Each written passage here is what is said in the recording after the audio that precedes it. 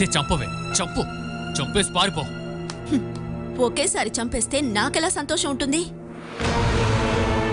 మీరు నన్ను ఎన్నెన్ని హింసలు పెట్టారో అదే విధంగా మిమ్మల్ని అణువణువుగా చిత్రవద చెయ్యాలి.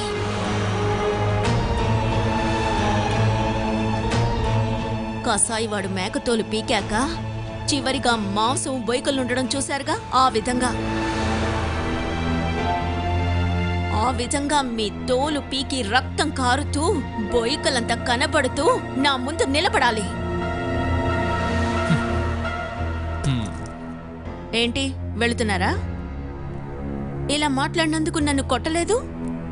నా మెడపట్టి గోడకి గుద్దాలి కదా. ఎందుకు ఆలస్యం? చేసిపోండి. మీరు సాయంత్రం తిరిగొచ్చే వరకు మిమ్మల్ని తిట్టుకోవడానికి నాకు కావాలి కదా. నీకిదంతా కలిపి సాయంకాలం పూజ అంతే. అంతవరకు వెయిట్ చేయి.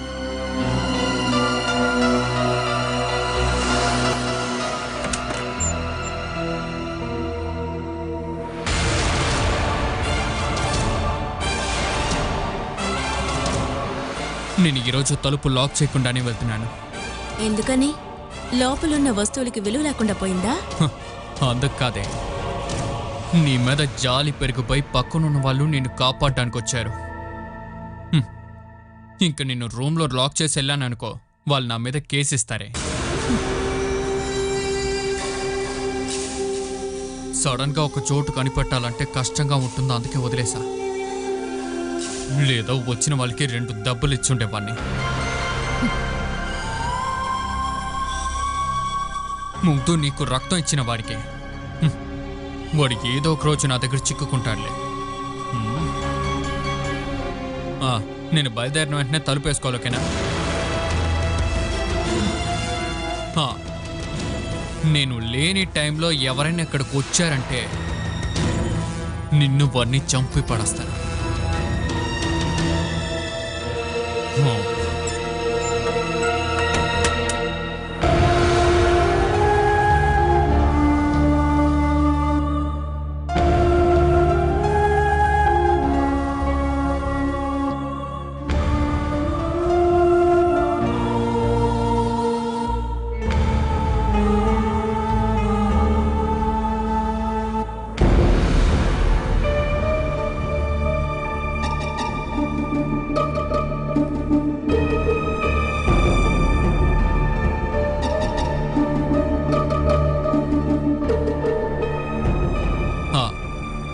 सर, मुझे छुट्टी चाहिए.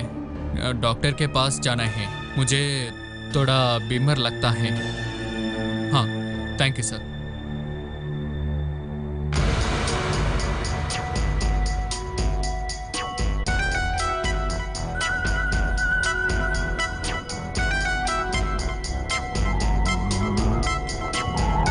कहाँ जाना है? हाँ, छत्रपति लेक. उधर कहाँ? गाड़ी चलाओ, मैं बताएगा.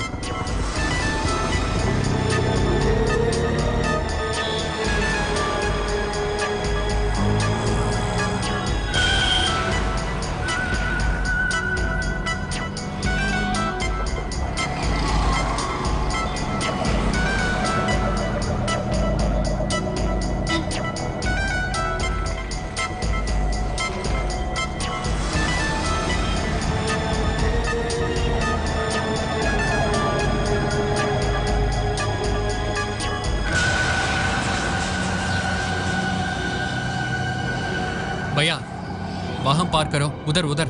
जी साहब. उधर ऑपोजिट साइड में. रुको रुको रुको.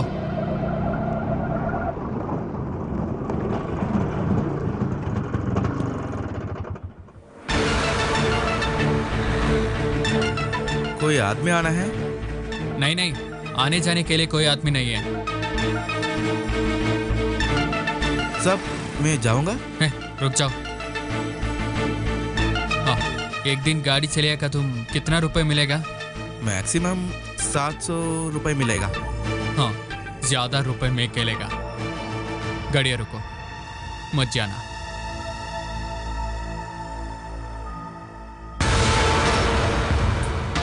वो फ्लैट में कौन है? हाँ, अरे छोड़ दो, चुक्कियां मारते उधर देख दो भाई। हाँ, वो कोई आए तो मुझे बताना।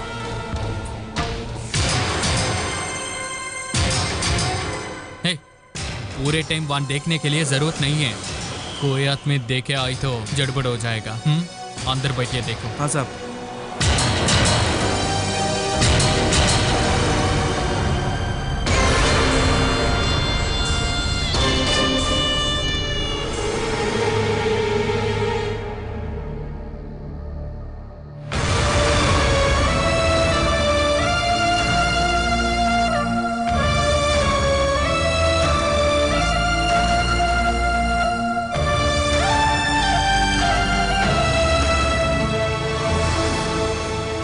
సూరజ్ బలవంతం చేసినందువల్లే చమేలి ఇప్పుడు ఇక్కడికి వచ్చారని నాకు అర్థమైంది. నా గురించి నేనేం చెప్పను, నా విషయాలు అవతలకి తెలియాల్సిన అవసరం లేదు. మీరు ఇలా ముండిపట్టు పడితే నేనేం చేయగలను చెప్పండి. మీరు చెప్పింది కరెక్టే. సూరజ్ని సమాధానపరచడానికే నేను ఇక్కడికి వచ్చాను. వ్యక్తిగతంగా నాకు బాగా తెలిసిన వాడే సూరజ్. చమేలి గారికి ఒక స్నేహితుల్లాగా మిమ్మల్ని బాగా అర్థం చేసుకోగలిగిన వారే మీ భర్త. నేనొక మనోరోగి అని సూరజ్ అనుకుంటున్నారు. అటువంటిది ఏమీ లేదండి. మీరు మనసు విప్పి మాట్లాడితే మీ మధ్య ఉన్న ప్రశ్నలన్నీ తీరిపోతాయి. మనసు విప్పి మాట్లాడాలని అందరూ అంటున్నారు. అలా మాట్లాడితే తీరే సమస్య ఏమీ నాకు లేదు. సమస్య ఉంది.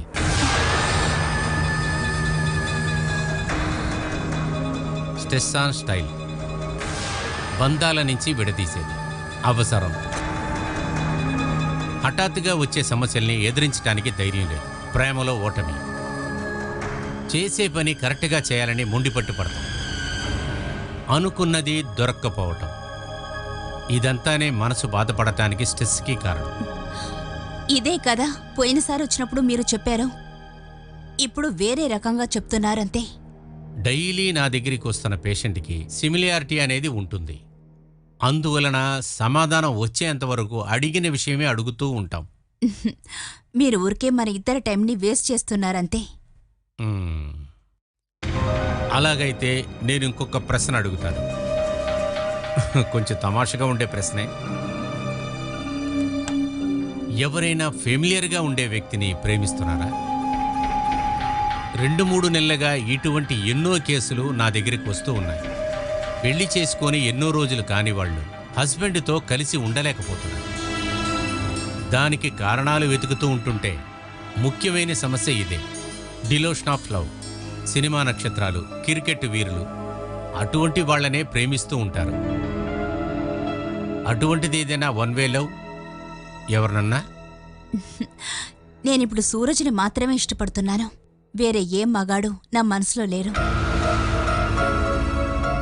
డాక్టర్, ఆ విషయం మీరు సూరజ్కి అర్థమయ్యేలా చెప్పండి. నన్ను అనుమానించొద్దని చెప్పండి. నేను మెంటల్ పేషెంట్ కాదని చెప్పండి ప్లీజ్.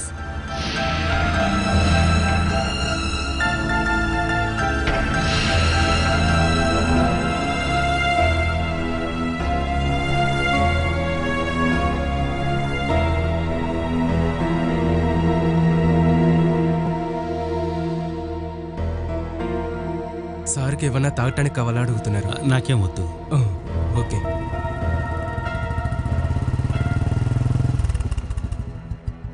ఈ దేవుడు ఇలాంటి అపాయింట్మెంట్ ఇవాళ ఏం చెప్పలేదే.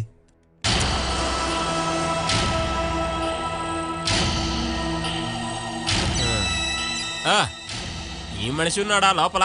డాక్టర్ లోపల ఉన్నారు. డాక్టర్ చూడటానికి అపాయింట్మెంట్. నాకు ఈ అపాయింట్మెంట్లన్నీ అవసరం లేదు. అదేంటి? మా చిన్నమ్మ కొడుకే కదా డాక్టర్. మీరు ఎక్కడికి లోపలికి వెళ్తున్నారు? లోపల మనుషులు ఉన్నారు. అదెవరు? ఈ సార్ వైఫ్.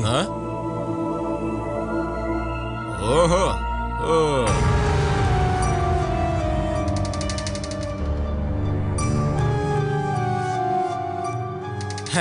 అది సరే. వైఫ్ని లోపలికి పంపించి బయట గాలి పీల్చుకుంటున్నారా? మంచి బెస్ట్ హస్బెండ్వే. ఇలా చూడు, ఈ కాలంలో ఒక మనిషిని నమ్మలేము, ఒక అమ్మాయిని కూడా. మనం మొదటిసారి కలుసుకుంటున్నాం కదా? అవును. అందుకని మీరు మొహమాట పడుతున్నారు. నేను సతీష్ గోపాల్, ఒక సాధారణ అమాయకపు కాంట్రాక్టర్ని. You ఏవిడేనా wife? కొంచెం జాగ్రత్తగా ఉండండి.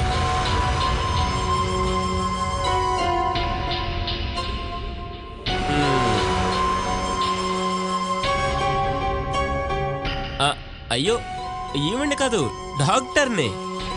నువ్వు కార్లో కూర్చో, నేను వెళ్ళి డాక్టర్ని కలిసి వస్తాను. ఏయ్, మా చిన్నమ్మ కొడుకుని ముందు నన్ను కలవ నువ్వు, ఆ తర్వాత సారగలుద్దురుగానే. అలా మాట్లాడతావేంటి? ఫస్ట్ వచ్చిన మేము కలిసిన తర్వాత నువ్వు కలిస్తే అది చాలు. మాత్రం కాకుండా మీరు చెప్పినట్టు డాక్టర్కి చిన్నమ్మ ఏమీ లేరు. అదెవర్రా నువ్వు నిర్ణయించడానికే? నేను కలిసిన తర్వాత మిగతా వాళ్ళు కలిస్తే చాలు. అదంతా ఇక్కడ జరగదు. ఏయ్, ఎవడ్రా నువ్వు నాకు చెప్పడానికి? ఏంట్రా అహంకారం చూపిస్తున్నావు? ఇదొచ్చి నాకున్న కొద్దిగా అహంకారం మాత్రమే, ఎక్కువ ఉన్నదే లోపలికి వెళ్ళి చూపించొస్తాను. లేకపోతే మీకు కొంచెం చూపించి మిగతాది లోపల చూపించమంటావా? అలా అయితే దాన్ని నేను చూడాలి కదా. చూస్తావా? ఏంట్రా నువ్వు నన్ను సూరజ్, చూసేది? నో, మనం వెళదాం. అది అలా మర్యాదగా తీసుకెళ్ళమ్మా. మనం ఇక్కడ ఉండొద్దు, వెళదాం. ఉండు చెల్లి. లేదంటే ఒక 5 నిమిషాలు వెయిట్ చేసి డాక్టర్ కలిసేసి వెళ్ళండి.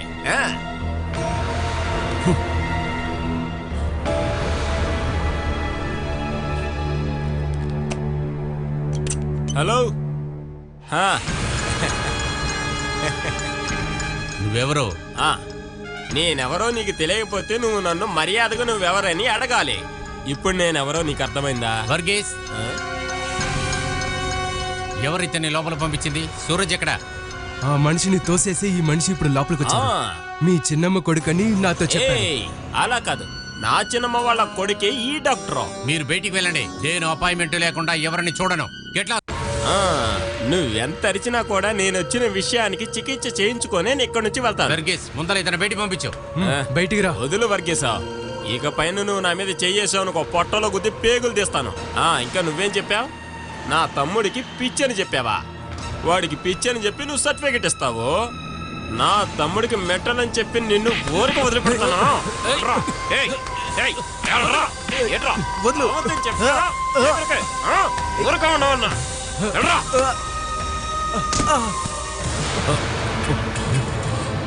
నీకేంట్రా సమస్య? ఏంటి ఏంటి?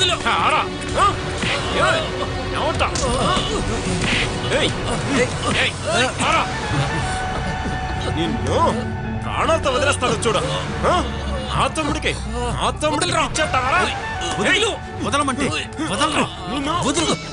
అసలు నువ్వేం చేస్తున్నావు? ఈ దొంగ సైకాట్రిస్ట్ నా తమ్ముడిని మెట్టలాడన్నాడు. వదిలిపెట్టను. నువ్వు ప్రాబ్లం చేయకుండా వెళ్ళు, లేదంటే నేను పోలీసులు పిలుస్తా. వీడికి అసలు చికిత్స చేయటమే రాదు. వీడొక ఫ్రాడ్. లేకపోతే నా బంగారం లాంటి తమ్ముడిని వీడు మెట్టలాడంటాడా?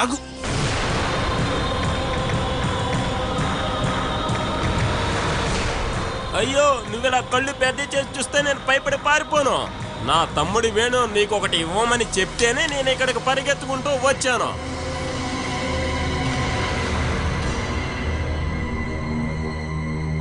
నేను వచ్చిన పని అయిపోయింది. ఇక నేను ఇక్కడి నుంచి ప్రశాంతంగా వెళతాను. ఇంకా తర్వాత ఒక విషయం చెప్పమని చెప్పాడు. పిచ్చి తనకు కాదో తన భార్య బాలసుధాకని చెప్పమన్నాడు.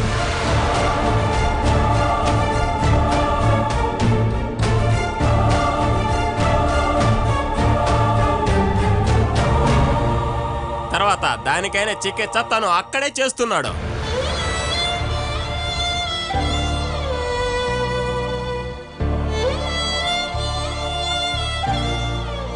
ఈ విషయంగానే ఇక పోలీసులకి చెప్పావో మళ్ళీ వచ్చి నేను గొడవ చేస్తాను.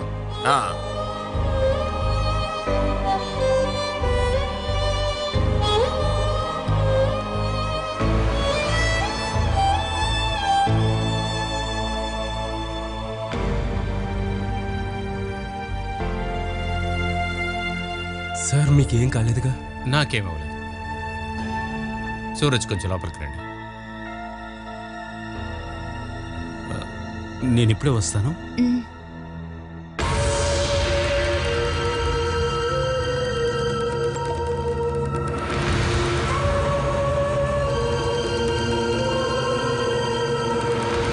మేడం మీరు భయపడకండి.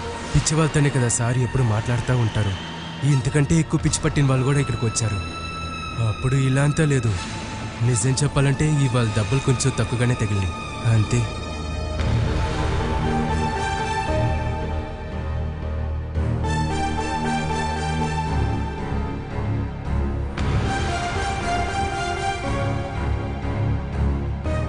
ఇప్పుడు వెళ్ళిన వ్యక్తి అదంతా ఇక్కడ జరుగుతూ ఉంటుంది. సాధారణంగా పేషెంట్ దగ్గర నుంచి ఇటువంటివన్నీ జరుగుతుంటాయి.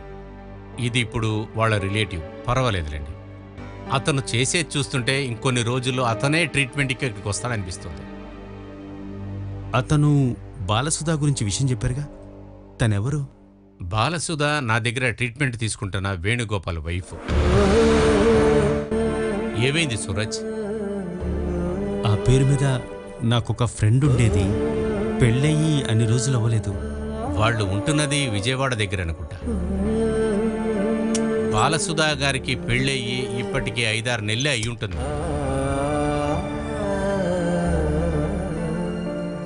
దొరికింది. సెన్బగచేరి జయచంద్రన్ నాయుడు, బాలసుధా గారి తండ్రి పేరు.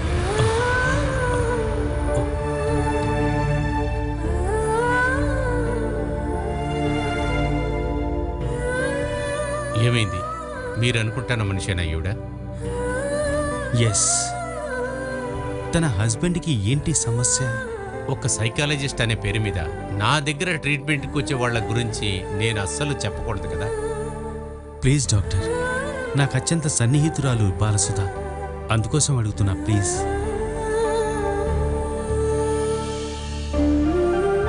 నేను కొంచెం డీటెయిల్గా చెప్తున్నాను. బాలసుధతో నాకు మ్యారేజ్ ఫిక్స్ చేశారు. దాని తర్వాత విధి అది జరగలేదు. అందువల్ల తన జీవితంలో జరిగే ఏ చెడుకైనా సరే తెలుసో తెలియకునే కారణం అవుతున్నాను. బాలసుధా గారి హస్బెండ్ క్రోనిక్ పార్నైడ్, సందేహ వ్యాధి. సరిగ్గా చెప్పాలంటే ట్రీట్మెంట్ ఇచ్చినా కూడా బాగయ్యే పరిస్థితిలో అతను లేడు. తన భార్యని అవతల వాళ్లతో కలిపి మాట్లాడటం, అదే అతనికి ఆనందం ఇస్తుంది.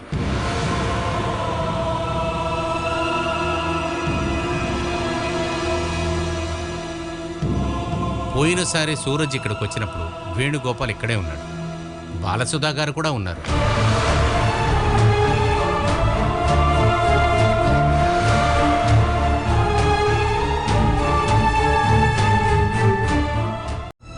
మీరేం కష్టపడక్కర్లేదు, అతను వెళ్ళిపోయాడు. ఓ, వెళ్ళిపోయాడా? వాడు ఎందుకు ఇక్కడికి వచ్చాడు? ఒక అమ్మాయి ఒంటరిగా ఉందని తెలుసుకుని ఒక మగాడు ఎందుకు వస్తాడు? వాడు ఎందుకు ఇక్కడికి వచ్చాడో నాకు బాగా తెలుసే. మీ మనసులో ఆ ఆలోచన మాత్రమే ఉంది. అందువల్ల ఎవరిని చూసినా మీకు అలాగే ఉంటుంది. నేను వాడిని చూశానే. వాడు ఇక్కడికి వచ్చి నుంచోడం చూసిన తర్వాతే నేను ఇక్కడికి వచ్చాను. అప్పుడు ఉద్యోగానికి వెళ్లకుండా పక్కన ఫ్లాట్కి వెళ్లి బైనాకులర్స్ తో ఇక్కడ ఏం జరుగుతుందో చూస్తున్నారా? సిగ్గు లేదండి మీకు? ఏమే? భయపెట్టకుండా మీ పనేమిటో మీరు చూసుకోండి. ఏమే?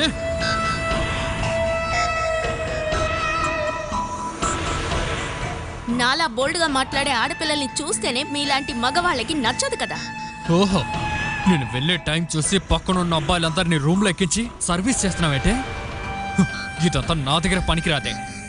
నీలాంటి 10 వాళ్ళు కాపలాకి నుంచున్నా కూడా ఒక ఆడది మగాడితో ఉండాలని అనుకుంటే అది జరుగుతుంది.